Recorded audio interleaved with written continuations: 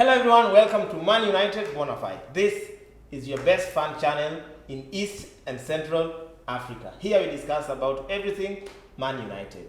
But today we'll stretch it a bit as we will discuss the top 6 Premier League teams in hindsight of week 4.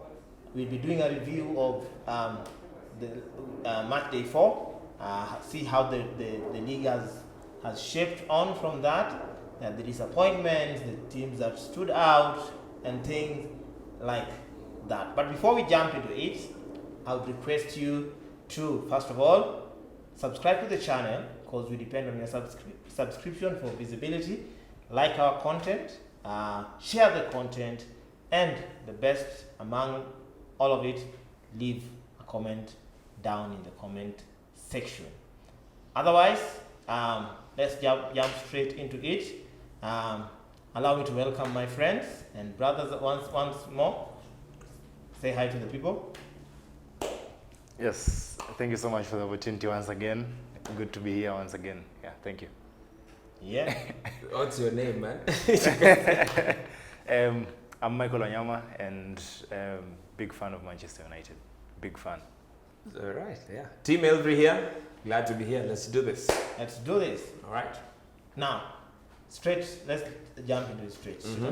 Watching the EPL the last 4 games, do you guys have a feel of an extension of second half of last season where we knew the 2 runaway contenders, and then the battle for the rest of the from 3rd position to 6th position, it almost seems like nobody wants to be in top 4. Yeah. You get it's similar. It's more or less similar to what was happening last season. We see like if Spurs play today, they draw or they lose. You think, yeah, that is our opportunity to go above them. We play and we are as disappointing as them. Yeah. Then Chelsea come.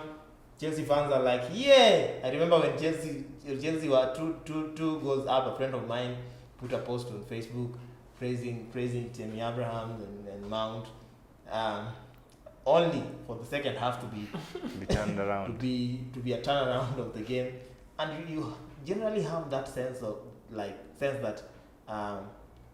the apart from City and Liverpool, the rest of the top 6 teams are slightly behind these 2, and they seem to have created a pool for themselves where they don't really want to progress, and they don't want to get out of top 6. True. Yeah. I'm actually having a feeling that this season we'll be surprised by one of these top 11 teams, like the likes of Leicester, West Ham, etc. I'm thinking one of these teams will come and steal these positions from Manchester, from Tottenham, from this top 4, 5 there, position 3, 4, 5.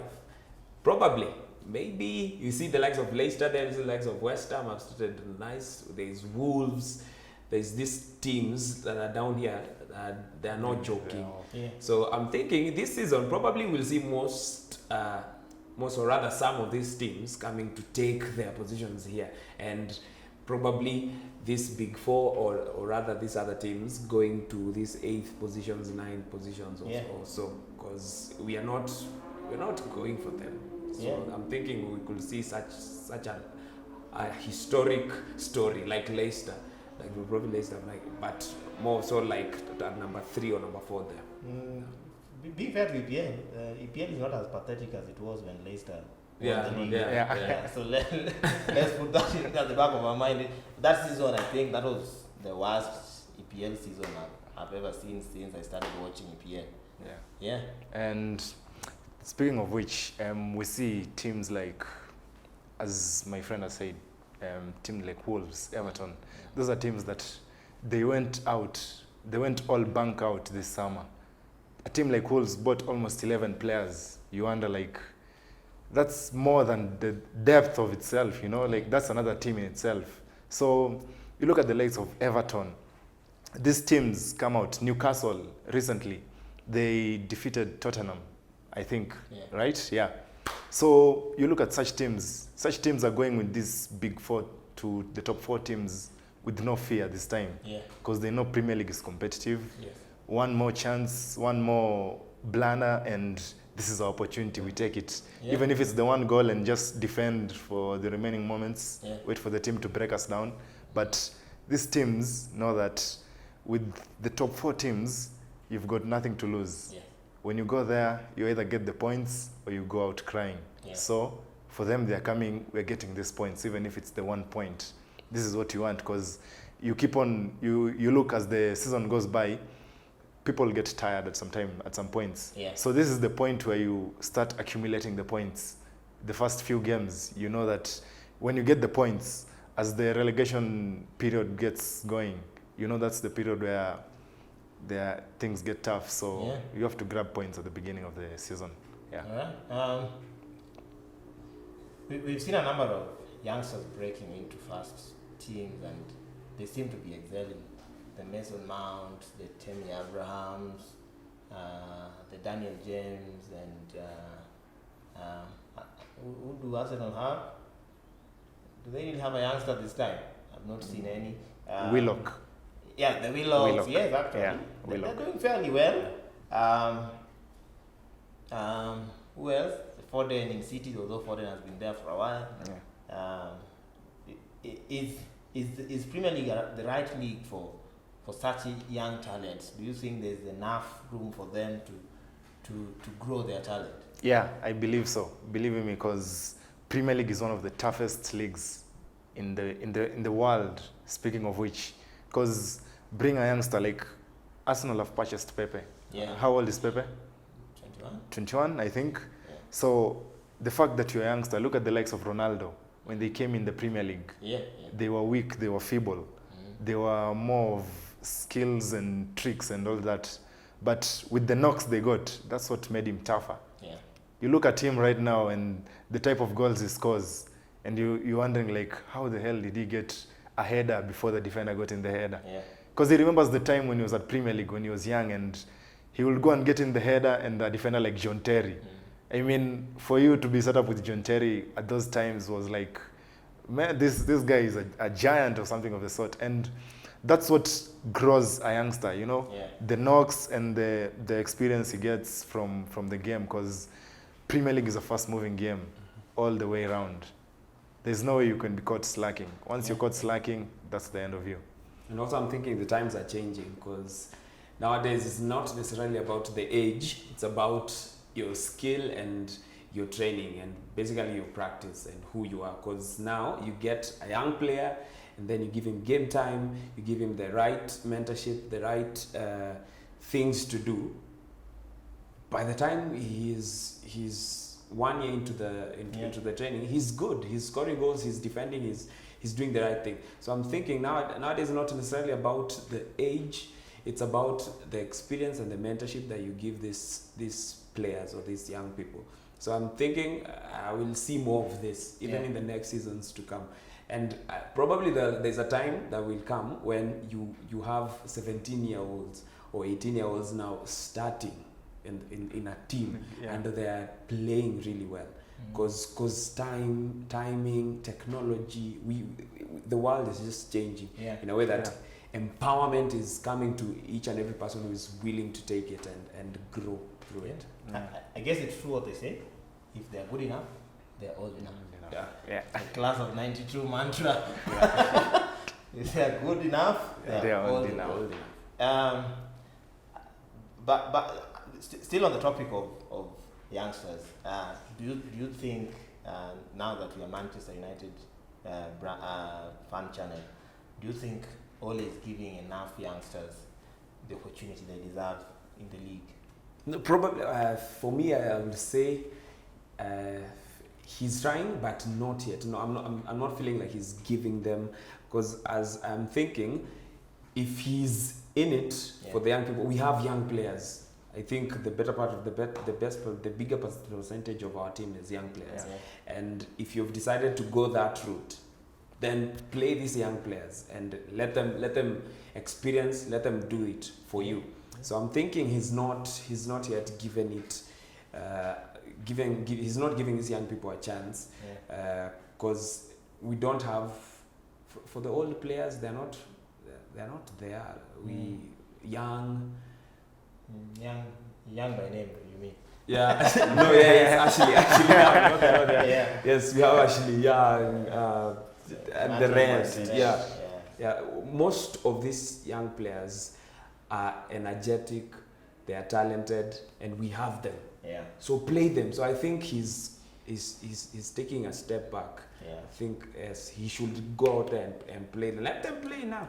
I think my issue with Ole is that when he's doing press conferences, he's praising the youngsters, telling us how they're ready. Mm-hmm. When he was asked about Mason Greenwood, he said between Mason Greenwood, Rashford and Martial, who is the best finisher, he was like Greenwood.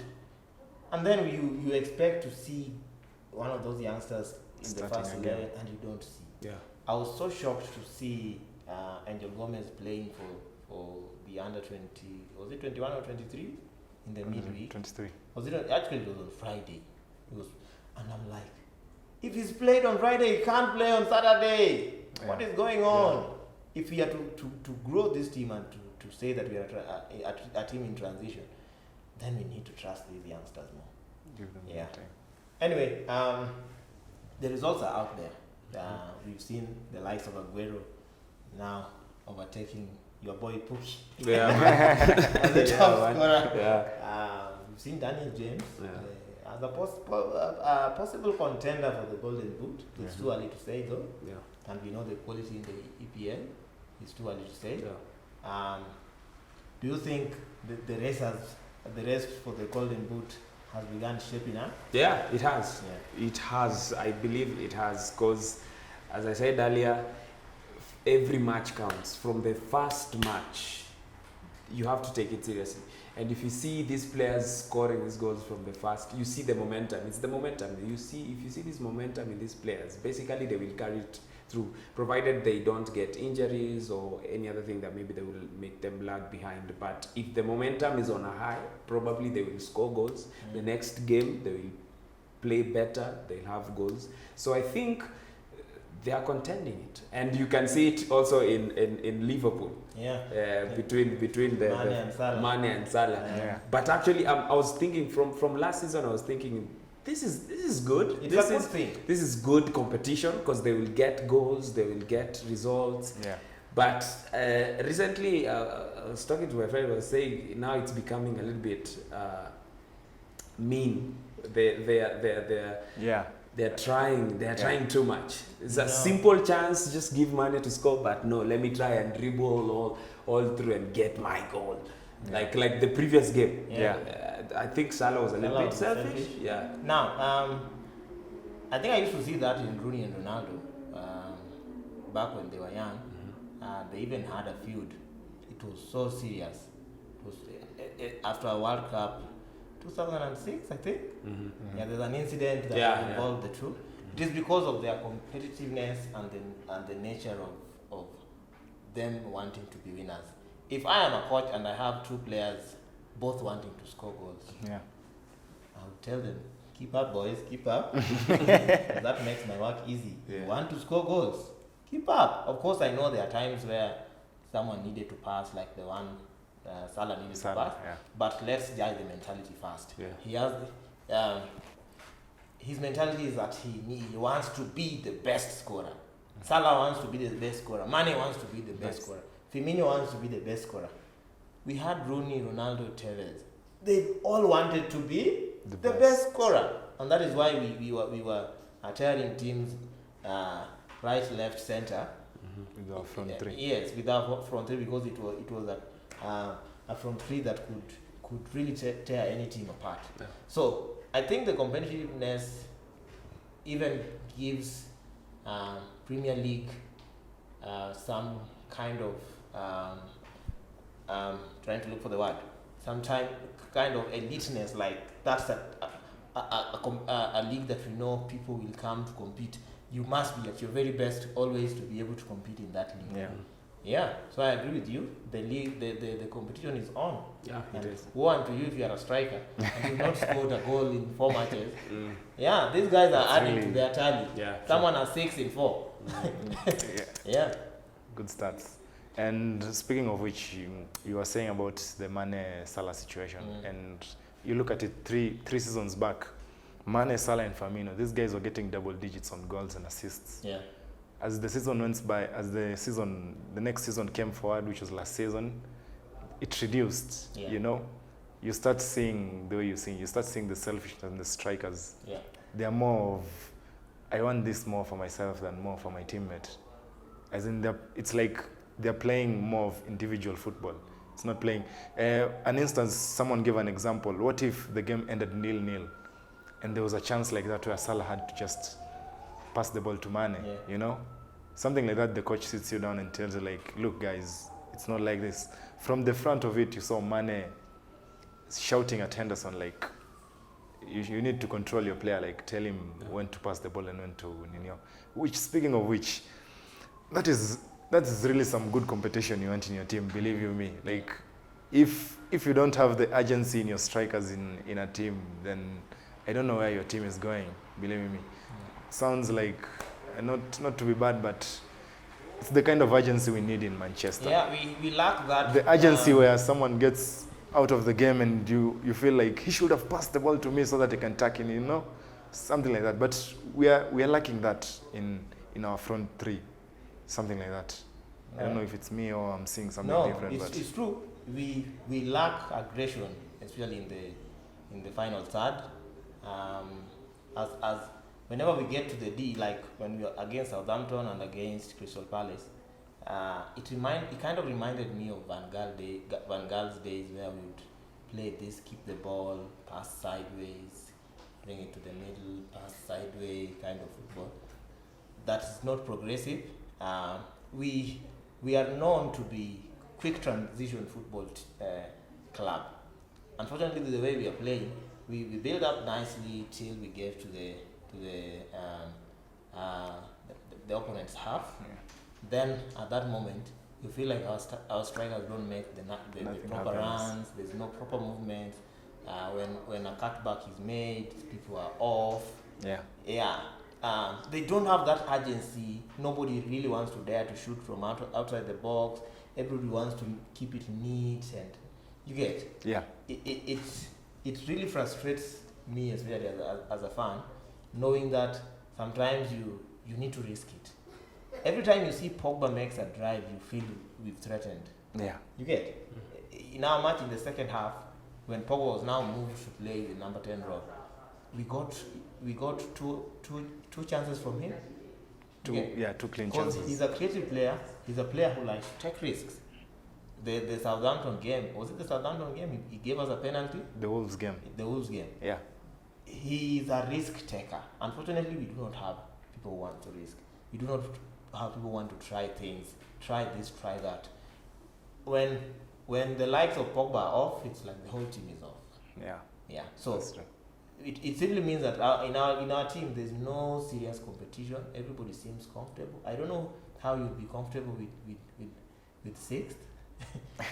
I don't know. Even in academics, unless you've just given up in life, nobody gets comfortable. And not growing. True. And you look at the Man City forwards. Yeah. I mean, Bernardo Silva just came in and he just tucked in a goal. It shows you the type of competition that there is in that team. Because one player is off, the other player comes on, he said, I also need to bag in a goal. Yeah. Like it's for the team. Yeah. Or otherwise you'll be warming the bench for a really long time. Yes. There needs to be that competition where, in this position, if I mess up, I'm gonna be warming the bench for a really long time. All right. Yeah. Let's move on to the Chelsea Sheffield game. Would it be fair to criticize Lampard at this stage? Is it fair on him to be criticized? Because I felt he didn't manage the game well, so he allowed Sheffield back into the game. But is it all on Lampard for losing a 2-goal advantage, ending up with 1 point instead of 3, dropping points where they should have gained 3 points? Yeah, I'm thinking to some extent it's probably, you can blame him. This is the English Premier League. This is Chelsea. It's a big team. People expect more. Yeah. So you can argue to the point that yes, we are a big team. We need results. We can't have 2 goals, and then you are the manager. How can you make changes that will protect that 2 goals or add even more? Yes, to that extent. And also, you can also now blame the players, because now the coach has done his part. He's given you the role. He's given you the chance to do it. And then, second half, what happens? 2 goals again, and they equalize.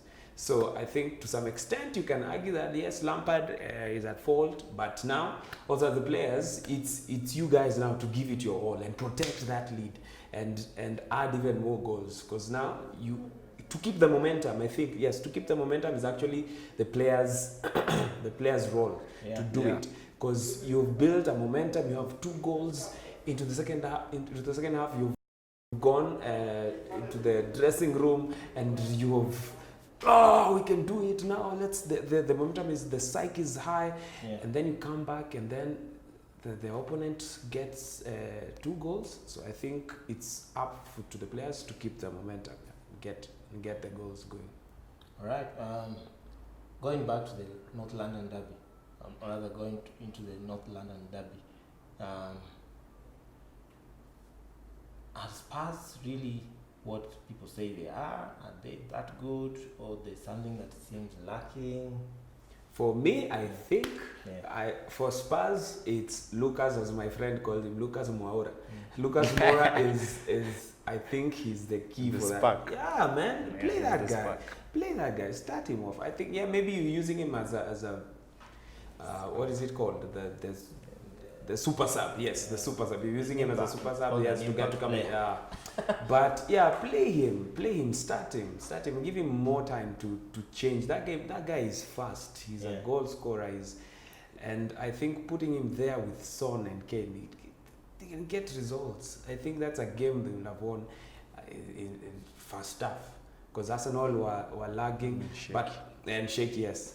But also props to them because they came back. And you see, I was last week I was saying, why not play 3? Yes, Lacazette, Aubameyang, and Pepe at the same time. You see, they at least I think there was some positivity to that. Yeah. They scored. 2 guys scored, Pepe, Aubameyang and Lacazette. So probably Tottenham, I think, add this guy into the team, play him more. I think he can bring that spark back for them. All right. From a neutral's perspective, I think that is also just fair. Speaking of the derby, it was really an enjoyable game, good game, but you see, it shows you the best of a team. You know, are you able to finish off games easily?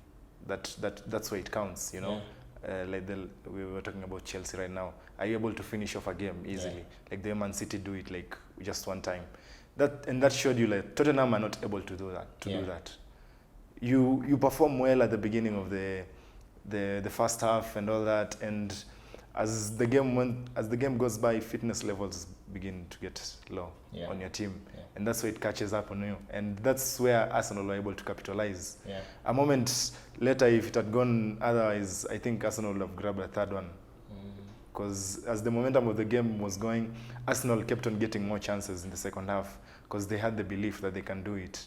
And Tottenham, it's a good squad all around, and I believe Pochettino is trying to, his mid is kind of shaky because of the Eriksen news. That's what was actually like troubling him so much, because most of his players were thinking of leaving because they thought big teams wanted them. Fair to Tottenham players. I think if you are a Tottenham player, you would want to move. Especially being in a club for 5 or 6 years, with no trophies, not winning anything, and you see age is catching up to them. It is only fair for them to. I can't blame them for wanting to leave, even if the way people say Pogba wants to leave Manchester. Sometimes you look at how the club is run and things that are happening in the club, and it's only fair for you to want to leave. It's not because you are selfish, But because you desire to win trophies and you know Yeah. the current team, the way it is set up, you are not able to win. I even heard Pochettino saying if the once the window will be closed, he'll be very happy. Yeah, he didn't really like the fact that the window extended for another month in EPL, where the players could leave, But but not coming. they could not. You can't buy. It's Yeah. it's. I don't know why FA keeps doing. I don't know who came up with that decision from the Football Association, that other leagues can come a month later to buy a player from an English team, and the team cannot replace it. I don't know if it's another attempt of the English trying to be unique, but it's a uniqueness that is hurting teams. Yeah. Yeah. So many teams. Now, for example, Manchester United has released how many players? Almost Sanchez. 6 to 7. Yes, 6, almost 7. Yeah. Okay. Being fair to Herrera and Fellaini, and we had the opportunity to replace them, but Damian, Smalling, Sanchez, and Lukaku. Even if we wanted to replace them, the window had closed in the Premier Yeah, League. it was so short. Yeah, so in my opinion, I think either FA finds a way of making sure that when the English English Premier League window closes, other leagues also cannot buy from the Premier League, or they align the window with who? The Europe. With the European window. Yeah. Yeah. So to be fair to players from Spurs coming back to Spurs, I think it's only natural that you'd want to live like Eriksen wanted to go to Real Madrid. Yeah, it was Real Madrid. Yeah, it didn't go through. Real Madrid also seem not to be settled on who they want. Mara they want Pogba, Mara they want Eriksen, Mara they're following Neymar. You are never too sure about what Real Madrid want. Yeah. Yeah. All right. We've seen the Premier League shaping up. Is it fair to say that it's a two-horse race again this season? You can say that. Yeah. Probably we'll see more of that. I think we'll see more of Liverpool and Man City up there, and then the rest. 4 teams, the 6 teams battling it out for the 3rd, 4th, and 5th or 6th position. But I'm sure, as I said earlier, there will be a team there from under these other teams. There will be a team there, like the like of Leicester or Wolves or Everton. There will be a team there in the top 4 or something. All right. I think that's it from us. Yeah. Unless you have any point you'd like to make. No, maybe who basically was your standout player of the week? I was saying that. Yes. For me, being Manchester biased, it would be Daniel James as usual, and also Aguero. Yeah. Because also he gave me points in my fantasy. Fantasy fan. Yeah. Aguero brought points. Yeah, but also Wan-Bissaka. Wan-Bissaka Wan-Bissaka was also amazing. His tackles were brilliant. That guy, give him time, he'll be world class. At the moment, he has Yeah. 26 tackles. Wow. In only 4 games. What? And maybe by the end of 38 games, he'll have over 500 tackles. Yeah. On one side, it's a good thing that he has those tackles. On the other side, it shows the weakness in our midfield. It means balls are reaching to him, balls that should not reach to him. Because if we can protect the back 4 well, then Wan-Bissaka can overlap more. You get it? It's because we do not have more protection in the midfield. That's the reason why Wan-Bissaka has to make those extra tackles. Like in Southampton game, he had how many tackles? Was this 10 or 12? 10. What? I think 10. We should be talking more. Which this season, that is the highest in a game. He's made the highest tackles in a single match this season. After only 4 games, he had 10. Other people had 4, 5. Yeah. And you? Standard player for me was Virgil van Dijk. That guy, when you watch Burnley play a game where they only use aerial balls. Yeah. So from that game, you could see the dominance of Van Dijk at the back. Yeah. He was like, it's like, even the commentator was saying, it's like he was everywhere. It's like he knew where the ball was going, because each and every ball that came in, there was an interception, a clearance or something. Yeah. There was no way they were able to get past Van Dijk. Yeah. And so for me, he was my outstanding player. Actually, I think if Liverpool had a weak defense, I think Burnley would have gotten back into that. Yeah. Because Burnley credit to Burnley, they played well. Only that Liverpool played better and they got the goals. But if they had a weak back four, I think Burnley would have gotten a way back to that game. My standout player for the week, I think, would be Daniel James. I think I love his growth. Yeah, I know Aguero had goals and City had a win, so that might overshadow the good things that happened in other games. The other one would be Tammy Abrahams, who was also a standout with 2 goals. He now has 4 goals. Credit to the youngsters, they are really coming up. But mine overall was Daniel James. If we had better strikers who can position themselves well, I think he would have gotten a goal and an assist or 2 at least, and that would have given him more desire to grow. You see, when you're a winger or you're a midfielder, and you see that your passes are being finished well, it gives you more sight and the confidence to grow. But credit to him, I think his goal was a wonder goal. Take nothing from that. All his goals are wonder Yeah, goals. he's scoring worldies, if you could call them that. He's becoming a little strike force and growing at a very fast pace. I'm hoping he'll be able to keep up the momentum. Otherwise, from us, as always, we'll request you to subscribe to the channel, drop a like, because it is the likes that make us be more visible. If you like our content, then it means we can be seen more. The more content that gets the most likes is more visible. Do not forget to leave a comment, and also keep chatting with us even when we are offline. Put that notification bell on so that you are notified whenever we drop more content. Others from us, we still Man United bona fide. Predictions for the Leicester game. For the Leicester game, I think we'll have a scrappy win, a 2-1. 2-1, okay. Yeah, it will be a scrappy win though. Your for predictions? me, it's a draw. Yeah, 1-1, 2-2. For me, I think it's a draw. The way Leicester are playing, I mean... Leicester on fire. Leicester on fire. Like Vardy.